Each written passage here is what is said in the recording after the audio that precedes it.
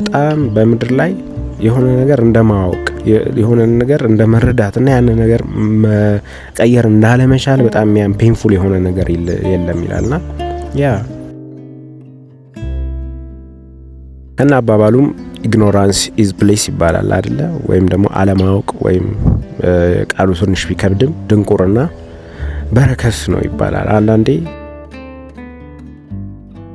እሺ እንደምን አላችሁ? ደህና ናችሁ ወይ? እኔ ሄኖክ ነኝ እና ተመልሼ መጥቻለሁ። ደህና እንደሆናችሁ ተስፋ አድርጋለሁ። እና ዛሬ አንድ በጣም ለረጅም ጊዜ ሳስበው የነበረውን ሀሳብ ወይም ኮንሰፕት ነው ማጫወታችሁ እና አብራችሁኝ ቆዩ። የሆነ ጊዜ ከኔ ፐርሰናል ኤክስፒሪየንስ ወይም ደግሞ ምሳሌ ልጀምርና የሆነ ጊዜ አንድ የምጠብቀው ኢሜል ነበረ እና ኢሜሉ ለረጅም ጊዜ የጠበቅኩት ዘን ሳይላክልኝ ቀረ ወደ እኔ ማለት ነው። ከዛ ቼክ ማድረግ ተውኩ። ቼክ ማድረግ ትቼ ከቆየሁ በኋላ እንደ አጋጣሚ ኢሜልን ቼክ አደረግኩና ስፓም ሜሴጆች ውስጥ ያ የምጠብቀው ኢሜል ተቀምጦ አየሁት ማለት ነው። ጥሩ ኦፖርቹኒቲ ነበረ ያ ኢሜል ይዞልኝ የሚመጣው። ነገር ግን ስላላየሁትና በሰዓቱ ወይም ደግሞ መመለስ ባለብኝ ሰዓት ሪስፖንድ ስላላደረግኩ ያ ኦፖርቹኒቲ አለፈኝ። ዳን የምጠብቀው ነገር ሳይሆን ሆነ ማለት ነው። ሳይሆን ቀረ ማለት ነውና እዚህ ጋር ላነሳ የምፈልገው ፖይንት ምንድን ነው? ያንን ኢሜል ሳይ ስፓም ውስጥ በጣም ተደበርኩ ነው። ባላውቀው ኖሮ ወይም ባላየው ኖሮ ሜቢ ምንም አይመስለኝ ይሆናል። ትቼው እኮ ህይወቴን ቀጥያለሁ አይደለ? ሌላ ነገር እያደረኩ ነው። ሌላ ነገር እየሰራው ነው። ነገር ግን ያን ስፓም ኢሜል ስላየሁት በውስጤ ድብርት ተፈጠረብኝና ምን ብዬ አሰብኩ? ባላቅ ኖሮ ላይክ ልከውልኝ መሆኑን ያን ኢሜል ባላቅ ኖሮ አልደበርም ነበረ እና ቢቀር ይሻል ነበረ ብዬ አሰብኩና አንዳንዴ እንደዛ አይነት ምርጫ ቢቀርብላችሁ ምን ታደርጋላችሁ? ሁለት ምርጫ ቢኖርና የመጀመሪያው ማወቅ ቢሆን ሁሉንም ነገር what could go wrong what could go right ልክ የሆነውን ነገር ልክ የማይሆነውንም ነገር የዓለምን አሰራር ሰዎች እንዴት እንደሚሰሩ ማን ለእናንተ ጥሩ ሰው እንደሆነ ኢንሄረንትሊ ማን ለእናንተ መጥፎ ሰው እንደሆነ ምን እንደሚጠቅማችሁ ምን እንደሚጎዳችሁ ሰርፌስ ሌቭል ላይ ካለው ወይም ደግሞ እውቀት ብለን ከምናየው ከምናሸተው ከምንዳስሰው ባለፈ ያለውን የነገሮችን ከጀርባ ያለውን አሰራር ማወቅ ብንችል ግን መቀየር ማንችል ቢሆን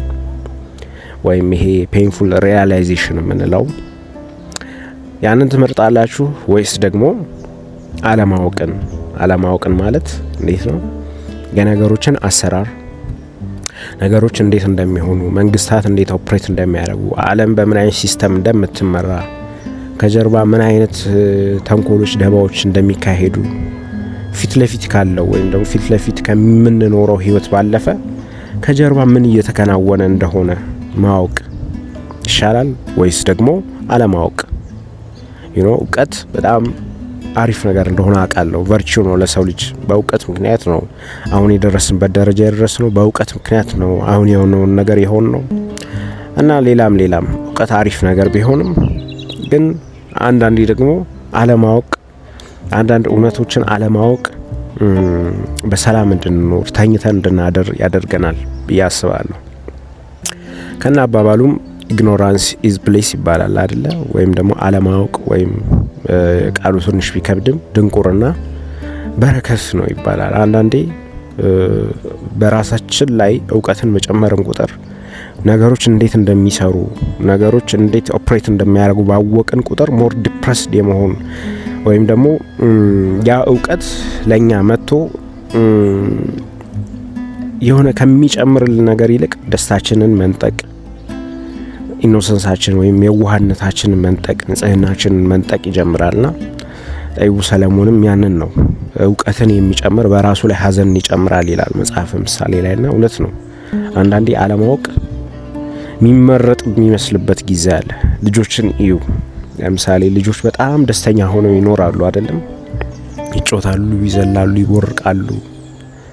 ለነሱ ዓለም ማለት በጨዋታና በምግብ ኦር በቃ በትናንሽ ነገሮች በቶይ ይሄ ምንድነው አሻንጉሊት በመሳሰሉት ነገሮች የሚጠቃለል ነው። በጣም ትልቅ ዓለም ከፊታቸው እንደሚጠብቃቸው አይረዱም። በጣም ትልቅ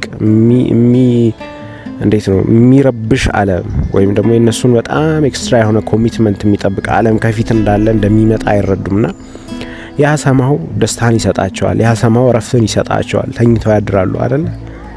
እንደ ህፃን ልጅ አይ ስሊፕ ላይክ አ ቤቢ የሚባለው ለዛ ነው። የህፃን ልጆች እንቅልፍ መባነን የለውም። የህፃን ልጆች እንቅልፍ ፍርሃት የለውም፣ ቅዠት የለውም እና የደስተኝነት እንቅልፍ ነው እና ለዛ ነው። ግን እያደጉ ሲሄዱ ነገሮችን እየተረዱ ሲመጡ ሪስፖንሲቢሊቲዎች ሲመጡ እውቀት ወይም ደግሞ ማወቅ የሚኖሩበትን ዓለም መረዳት ሲጨመርበት ግን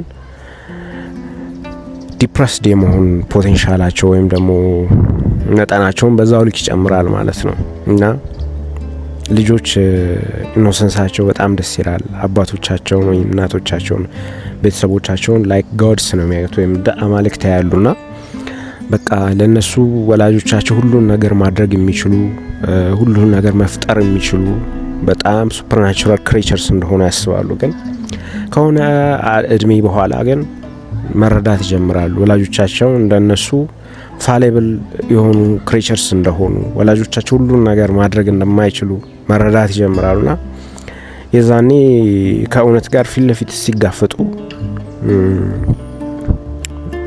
ያው ዲፕረስድ ይሆናሉ ወይም ደግሞ እንዴት ነው ዲፕሬሲቭ የሆነውን ሪያሊዝም ይጋፈጣሉ ማለት ነውና አስባለሁ አንዳንዴ ላይክ ያወቅኳቸው ነገሮች ባላውቅ ይሻለኝ ነበር እንድል ያደርገኛል አንዳንድ ነገር። ምክንያቱም አውቄ ምንም ካልፈጠርኩ አውቄ ማውቄ ለለውጥ ካልሆነልኝ መለወጥ ካልቻልኩ ያንን ነገር ማውቄ ምን ጥቅም አለው? በእኔ ላይ አንዛይቲና ዲፕሬሽን መከፋትን ሀዘንን ከመጨመር ውጪ ምን ጥቅም አለው እንድል ያደርገኛልና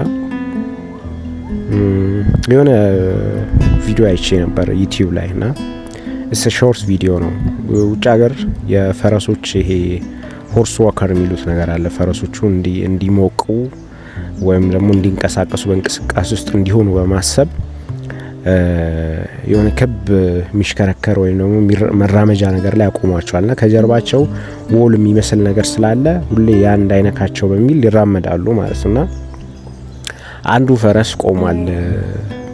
በዛ ፈረሶቹ ሲራመዱ ሌሎቹ እሱ ቆሟል እና ግንብ የሚመስለው ነገር ለካ የሚነካው ነገር አይደለም እሱ ወይም ደግሞ መቶ ጉዳት የሚያደርስበት ነገር አይደለም እና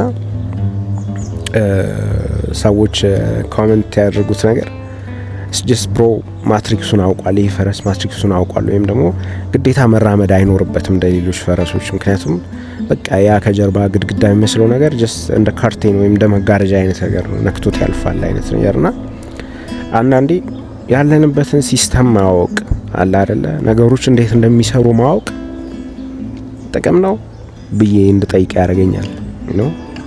አወቅን እሺ፣ ከዛስ ለለውጥ ከሆነ ኦብቪየስሊ ጥቅም አለው። ግን ማንለወጥ ከሆነ ግን እኛን ዲፕረስድ የማድረግ ወይም ሀዘንን የመፍጠር ነገር ነው ያለውና እውቀት ሁሌ የሚወደድ ነገር ነው ወይ ብለን እንድናስብ ያደርገናል። ሰም ጂኒየስስ ወይም ደግሞ በጣም እውቀት ያላቸው የምንላቸው ሰዎች ብዙ ጊዜ ቀድመው ነገሮችን ስለሚያዩ ወይም ከሌላው ሕዝብ በተለየ መልኩ ነገሮችን ስለሚረዱ እና ሰዎች እነሱ ያዩትን ነገር ስለማያዩላቸው፣ ሰዎች እነሱ የተረዱትን ነገር ስለማይረዱላቸው ዲፕረስ የመሆን ቻንሳቸው ወይም በጣም የማዘን በጣም የመከፋት ቻንሳቸው በጣም ከፍተኛ ነውና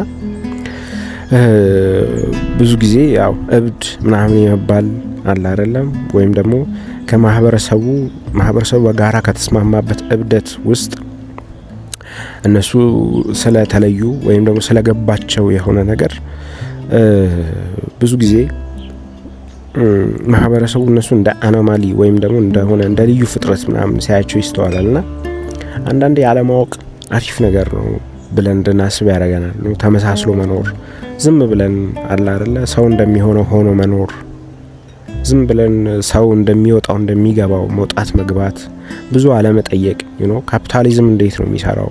ካፒታሊዝም እንዴት ነው ፌር ያልሆነው? የተወሰኑ ሰዎች በጣም ትራይቭ ሲያረው ዓለም ላይ ለሌሎች ግን የጭንቀት ዓለም ለምን ሊሆን ቻለ?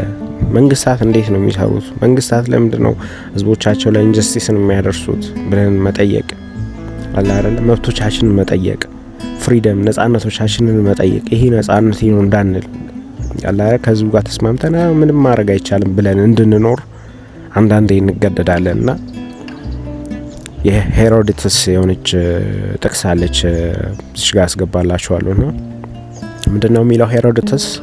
ሄሮዶተስ ታሪክ ጸሐፊ ነው፣ ታዋቂ ግሪካዊ ታሪክ ጸሐፊ ነውና ምን ይላል?